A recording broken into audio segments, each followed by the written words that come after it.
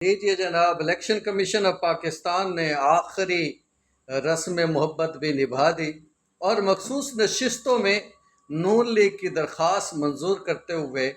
انہیں سب سے زیادہ مخصوص نشستیں دے دی گئی ہیں۔ 9 نشستیں ان کو مل گئی ہیں، JUIF کو بھی 9 نشستیں مل گئی ہیں۔ پارلیمنٹیرین جو PTI ہے اس کی درخواست جو ہے وہ مسترد ہو گئی ہے، انہیں 1 سیٹ اضافی مل گئی ہے۔ اسی طرح ANP کو بھی اضافی 1 سیٹ جو ہے وہ مل گئی ہے۔ اس طرح آزاد رکن جو طارق اعوان تھے ان کے حوالے سے بھی جو الیکشن کمیشن نے نون لیگ کی یہ بات تسلیم کر لی ہے کہ وہ جو ہے نون لیگ میں شامل ہو چکے تھے، تو لہٰذا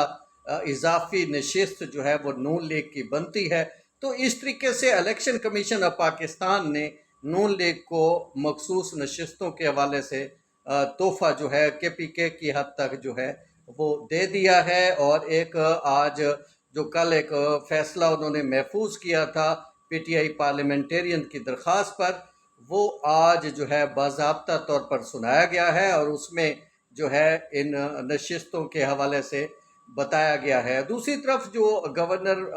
فیصل کریم کنڈی ہیں وہ کہتے ہیں کہ اگر جو ہے KPK میں حکومت تبدیلی کی کوئی بات ہوئی تو 35 آزاد ارکان بڑا کردار ادا کریں گے۔ ابھی یہ جو مخصوص نشستوں کا معاملہ ہے، اس کی سب سے اہم بات میں آپ کو بتاتا چلوں کہ یہ سینٹ انتخابات میں براہ راست اثر انداز ہوں گے، اور اس طرح سینٹ میں مزید اکثریت حاصل ہونے کے بعد حکومت جو ہے KP میں بھی جو ہے حکومت کی تبدیلی کے حوالے سے جو ہے وہ وفاقی حکومت جو ہے پیپلز پارٹی کے ساتھ مل کر کوئی نیا کھیل بھی کھیل سکے گی۔